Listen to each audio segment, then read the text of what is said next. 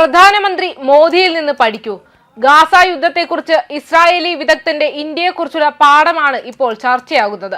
ദേശീയ ബഹുമതിയെ ഇന്ത്യയിൽ നിന്ന് എങ്ങനെ തന്ത്രപരമായ ആസ്തിയാക്കാമെന്ന് ഇസ്രായേൽ പഠിക്കണമെന്ന് ഇസ്രായേലി പ്രതിരോധ നയവിദഗ്ധനായ സാക്കീർ ഷാലോം പറയുന്നു. Misgav institute for national security and science സ്ട്രാറ്റജിയിലെ സീനിയർ ഫെലോ ആയ ഷാലോം ദി ജെറുസലേം പോസ്റ്റിലെ ഒരു ഓപ്പ് എഡിൽ താരിഫ് നയത്തിൽ അമേരിക്കയ്ക്കെതിരായ പ്രധാനമന്ത്രി നരേന്ദ്രമോദിയുടെ കർശനമായ നിലപാടും പാകിസ്ഥാനുമായുള്ള ഇന്ത്യയുടെ അതിർത്തി സംഘർഷങ്ങളോടുള്ള സമീപനവും ദേശീയ ബഹുമതി ഒരു ആഡംബരമല്ല, മറിച്ച് ദൂരവ്യാപകമായ ഒരു തന്ത്രപരമായ ആസ്തിയാണ് എന്ന് കാണിക്കുന്നുവെന്നും അദ്ദേഹം പറഞ്ഞു. ഇവിടെയാണ് നാം മോദിയുടെ മാതൃകയിലേക്ക് മടങ്ങേണ്ടത്.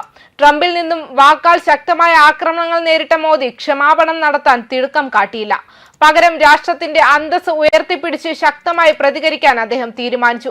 അദ്ദേഹത്തിന്റെ സമീപനം കടുപ്പമേറിയതായി തോന്നിയേക്കാം, പക്ഷേ അത് നൽകുന്നത് വ്യക്തമായ സന്ദേശമാണ്. ഇന്ത്യ കീഴടങ്ങുന്നതോ താഴ്ന്ന നിലയിലുള്ളതോ ആയ രാഷ്ട്രമെന്ന നിലയിൽ തുടരാൻ ആഗ്രഹിക്കുന്നില്ല എന്ന സന്ദേശം. നേരെ മറിച്ച് ഖാൻ യൂനിസ് സംഭവത്തിൽ ഇസ്രായേൽ അമിതമായ സുതാര്യതയും ഉത്കണ്ഠയും പ്രകടിപ്പിക്കുന്ന പ്രവണതയാണ് കാണിച്ചത്. ഇത് താൽക്കാലിക നാശനഷ്ടങ്ങൾ കുറയ്ക്കാൻ ലക്ഷ്യമിട്ടുള്ള സമീപനമായിരിക്കാം. എന്നാൽ ഈ നിലപാട് തന്ത്രപരമായ ദീർഘകാല താൽപര്യങ്ങൾക്ക് കോട്ടമുണ്ടാക്കും. ദുഷ്കരവും സങ്കീർണവുമായ സാഹചര്യങ്ങൾ നേരിടുമ്പോൾ പോലും ഒരു രാഷ്ട്രം അതിന്റെ അന്തസ് കാത്തുസൂക്ഷിക്കണമെന്നതാണ് ഇതിന്റെ സംക്ഷിപ്തം. ഉത്തരവാദിത്തം ഏറ്റെടുക്കുന്നതിൽ തിടുക്കം കാണിക്കുന്നത് ബലഹീനതയാണ് വ്യാഖ്യാനിക്കപ്പെടാം. എതിരാളികൾ അത് ചൂഷണം ചെയ്തേക്കാം. അത്തരം നിമിഷങ്ങളിൽ സൂക്ഷ്മമായി സംസാരിക്കുകയും സ്വന്തം സിദ്ധാന്തങ്ങളിൽ ഉറച്ചു നിൽക്കുകയും ചെയ്യേണ്ടത് അനിവാര്യമാണ്. ഇന്ത്യയിൽ നിന്ന് നമുക്ക് മനസ്സിലാകുന്നത് രാഷ്ട്രത്തിന്റെ അന്തസ് ആഡംബരമല്ലെന്നും മറിച്ച് ദൂരവ്യാപക ഫലങ്ങൾ സൃഷ്ടിക്കുന്ന തന്ത്രപ്രധാനമായ ആസ്തിയാണെന്നുമാണ്. നിലനിൽപ്പും സുരക്ഷയും ഉറപ്പാക്കാൻ ഇസ്രായേൽ ആഗ്രഹിക്കുന്നുവെങ്കിൽ ലോകത്തിനു മുന്നിൽ ഉറച്ച പ്രതിരോധശേഷി പ്രകടമാക്കണം. അന്താരാഷ്ട്ര സമ്മർദ്ദം ശക്തമാകുമ്പോൾ പോലും ക്ഷമാപണം വൈകിപ്പിക്കേണ്ടതുണ്ട് എന്നാണ് ഇതിന്റെ അർത്ഥം. പാകിസ്ഥാനുമായുള്ള ഇന്ത്യയുടെ അതിർത്തി സംഘർഷത്തിനു ശേഷം ഒരു വെടിനിർത്തൽ ചർച്ച നടത്താമെന്ന US പ്രസിഡന്റ് ഡൊണാൾഡ് ട്രംപിന്റെ അവകാശവാദത്തെ പ്രധാനമന്ത്രി നരേന്ദ്രമോദി സർക്കാർ ശക്തമായി എതിർത്തു. മോദിയുടെ കടുത്ത പ്രതികരണം സാമ്പത്തിക സൈനികവുമായ സംഘർഷത്തിൽ വേരൂന്നിയത് മാത്രമായിരുന്നില്ല, മറിച്ച് വ്യക്തിപരവും ദേശീയവുമായ ബഹുമാനം വ്രണപ്പെടുത്തുന്നുവെന്ന തോന്നലിൽ നിന്നാണ് പ്രധാനമായും ഉടലെടുത്തത്.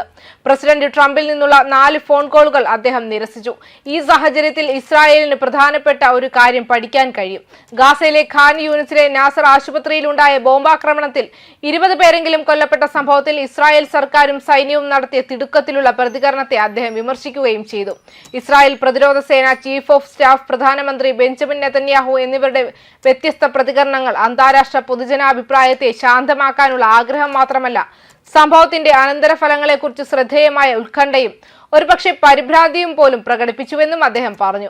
അവരുടെ പ്രവർത്തനങ്ങളിലൂടെ ഉൾപ്പെടാത്ത സിവിലിയന്മാരുടെ കൊലപാതകത്തിന് ചില ഉത്തരവാദിത്തങ്ങൾ ഏറ്റെടുക്കുന്നതിനെ കുറിച്ചുള്ള സന്ദേശങ്ങൾ നേതാക്കൾ കൈമാറി അന്താരാഷ്ട്ര നിയമത്തിന്റെ കാര്യത്തിൽ അപകടകരമായ ഒരു മാതൃക സൃഷ്ടിക്കാൻ കഴിയുന്ന ഒരു സന്ദേശം അദ്ദേഹം കൂട്ടിച്ചേർത്തു.